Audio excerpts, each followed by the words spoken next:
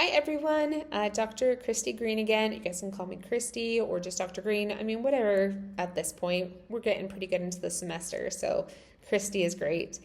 Today we are covering Intro to Marketing and just doing a really big overview of all things.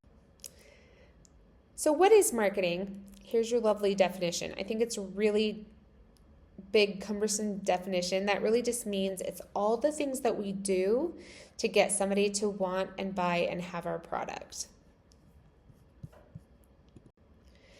There are 4 P's to marketing. You should memorize them. You should know what they are, 4 P's. And when we put them all together, we get a marketing mix, and we use them strategically, okay? And in the next few modules, we'll go over these in a lot more depth. So I'm not going to go over them a ton here, but just know that it's the product. So like, how does the product work? How is it packaged? What does it do? Does it have any services with it? Like, what's the whole product? What's the promotion? Like, how are we communicating to people about this product? Are we advertising it? What kind of sales do we have? Publicity? How do people know? Is it on TikTok, right? Whatever, okay? Then we've got price. How much does it cost? And we've got a lot of strategies with pricing. Like maybe we want luxury pricing, or maybe we want it to be really affordable. Maybe we do bundles. We'll talk about those a little bit more later. And then also we want to know place. So where are we putting this? Is it online? Is it at a store? And then if it's in a store, where on the stores? Is it like front and center? Is it got the best eye-level shelf space, or is it like all the way at top in the back or all the way down below that make it really tricky? Where is this? And we want some convenience. The easier it is to buy it, the more likely somebody is to buy it. So with marketing, we want to deliver value and build relationships. So a big part of this is customer satisfaction. We aim to please the buyer. We want to meet their expectations. We need to manage their expectations on what this product can do for them. We're going to serve the customers, and this comes from the top down. Everybody in the company serves a customer. So even if they're like, well, I'm a boss and I don't ever talk to the customer, that's your job. That's not true. They're always going to serve the customer one way or another. We all survive because somebody is willing to pay for what we have or pay for our services. You should emphasize profitability, not sales. So just because we sold something didn't mean we made money on it, right? And like, what if we're selling houses and we sell one giant expensive house and it was really hard to find a buyer, but we sold one and we made $100,000 selling this house? That's a multi-million-dollar house. Or what if we sold 20 little condos, right? Which one was more work? Which one gave you a better payout? So you just want to pay attention to that. Also, we could do a huge sale and we sold a ton of stuff, but we barely broke even, and that's also not great. And then the value is the customer's perception that something is better than the competitor. Either the cost is better, or you have a better relationship, or something like that, and that makes them want to stick with that product or that brand. This is the consumer buying process. So basically, this is a lot of psychology, right? So when somebody is like, I'm going to go buy something, you're going to go buy something, you recognize that you have a problem or you have a need to resolve. Then you're going to look for ways to resolve it. You're going to look at all the different options that you have, and then you're going to make a decision. Maybe it's based on reviews, maybe it's based on price, maybe it's based on how quickly you can get it. All those things. And then you purchase it with, I'll take this one. And then afterward, you're like, did I like it? Did I not like it? Was it worth the money? That's the consumer buying process. So according to the book, these are the things that influence whether or not you buy something. So first of all is culture. Certain things are within your culture or not within your culture, and you buy them. So I think a really great way to describe this is through religion, like a religious culture. Like there's certain scriptures or books that are published by, certain prophets or leaders, certain clothing, that if you're within that culture or that religion, you're going to purchase and not even think twice. And you're going to be like, this is what I got. And it's like, cool. But if it was outside your culture, it would not be appropriate for you to have those things, or it'd be kind of weird or like questionable. I think that's a really like a best example of that. Another is social class. This could just include like with what you can and can't afford, but also just like this image, which goes into personal image. These all overlap, right? With social class, like you buy a BMW because that's a luxury brand car, and you think people will think I've got more money, right? Or there are certain products that I know people won't buy because they're like, that's a poor person product, or I won't go into that store because it makes me feel poor in there or whatever. And for some reason, nobody wants to feel poor. I mean, we can be poor, but that's a secret, right? So social class is a big thing. And there are some things we just can't afford. Like guys, I hate to break it to you, but I just do not have a private jet. I know, surprising, right? Then we buy things because of groups we identify with, like teams, bands, all of that. Like right now, under my hoodie, I'm wearing a May Day Parade band t-shirt. Yeah, no, I went to high school in the 2000s, so like total grunge emo was our thing, okay? Also, I grew up in a family where we had like BYU cousins, and then we were the U of U cousins. And it was like a whole thing. And like they would have all the BYU paraphernalia. We'd have all the U of U stuff. It was like a huge rivalry when they played each other in football. It was a whole thing in our family growing up. Other things have to do with our personal image, like how we portray ourselves to people. Like, I can't believe it, but like the other day, my sister bought a minivan and she traded an SUV for minivan. And I just can't believe it, and I can't do it. I've heard minivans are great. I've heard they're life-changing. She's super stoked. She's super happy with her decision, but it like blows my mind because I just like can't be a minivan mom, which is ridiculous, right? Like if it works for you, it's a great car, but it's a personal image thing for me. I'll admit it.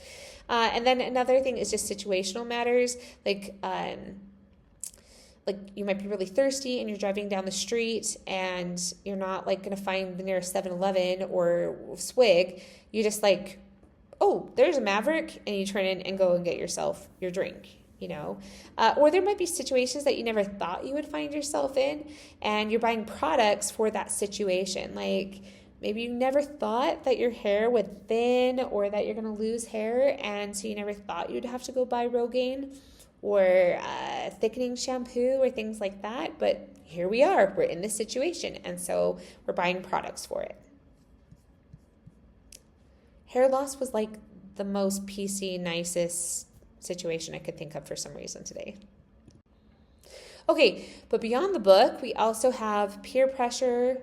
Like what are other people buying, or like we all go out and they're like, let's get ice cream, and you can't be like, oh, I don't have money for ice cream, or I'm lactose intolerant, like you kind of get pressured into it and you guys all go get ice cream. There might be trends that we want to follow. We may buy something because somebody recommends it, or we don't buy something because the reviews are poor on it. Family support. There are things that we do or do not buy because our family do and do not support it. So I told you guys we were the U of U cousins, right?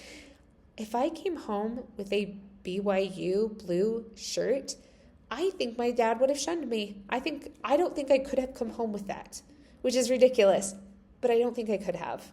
So some families are like buy houses, get a car. Others are like save your money, just think about those things that family kind of persuade us with. And then also we have perceived quality. Is it something that we think has value for us? So here's some marketing strategies. So the first thing is to identify a market segment. So I'm going to put this in terms of dating, okay?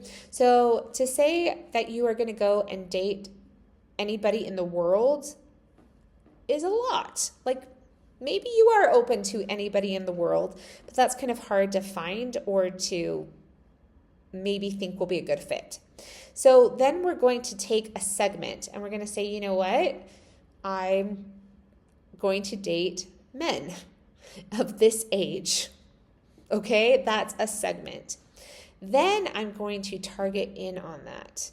And this is where I start to look at the pictures and read the profiles and swipe left, swipe right? Like we're finding a better fit. We're kind of tuning it in, and we're going to take that segment of, Okay, I'm happily married, but I was single for a while, So when I was dating, it would have been appropriate for me to date somebody in their 30s, and I was interested in men. But then I might want to pull that down a little bit more. Like I was looking for somebody who had a job, preferably like a decent job, somebody who had maybe a sense of humor, that I liked how they looked in their pictures. I know it's shallow, but it is what it is, right? So we're going to narrow that down and target in with what we want.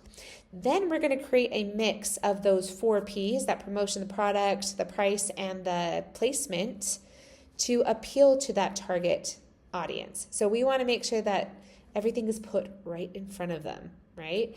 And then we're going to address any external factors, which in my dating example is going to be like all of our baggage, right? Then we address those. Okay, so some of the things that we need to consider with marketing and in general is fulfilling a need, the access to the product, the number of other competitors. Like if a lot of people are selling the same thing, it becomes very difficult for us to sell it, or we have to be more unique or cheaper or, something very different, right? Then we have to ask, does the customer have decision-making power to buy it?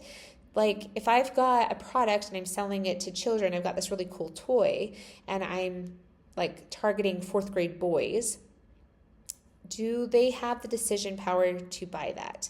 Probably not. I probably got to get them to convince their parents to buy it, right? And then also, could my customer afford it? So within a target market, these are things that I kind of talked about a little bit earlier. You're going to identify our demographics and our psychographics. And this is a place in life where we very much lean into stereotypes and we put people in boxes. And I know we've been spending the last few years being woke and taking people out of boxes, but in this case, we are putting them in it because we have to be able to somehow wrap our head around who we are trying to appeal to. So we'll go through our demographics, and these are things that are just really quantifiable about a person, like geography. Where do they live? Right? Like if I'm putting up a boutique in Harriman, then like probably people who are going to come to it are people who live in Harriman or Riverton, South Jordan. Probably not going to get somebody from Maine. So like that's not going to be who I'm going to target, right? Marital status, disabilities, income, religion, height, gender, race, all of these things are demographics, and they're going to help us kind of inform the type of person that we want to target.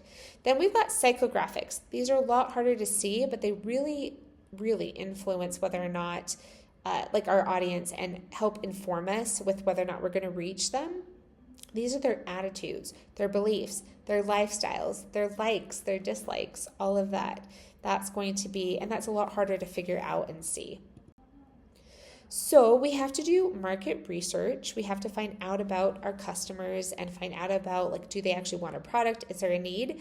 And there's 2 different ways to do research. There's secondary data and primary data. So secondary data is just information that's been put out there and published. Somebody did a study, and it's going to be your government publications, your journals, newspapers, magazines, and you definitely want to have credible sources and make sure that, like, it's a good publication, okay?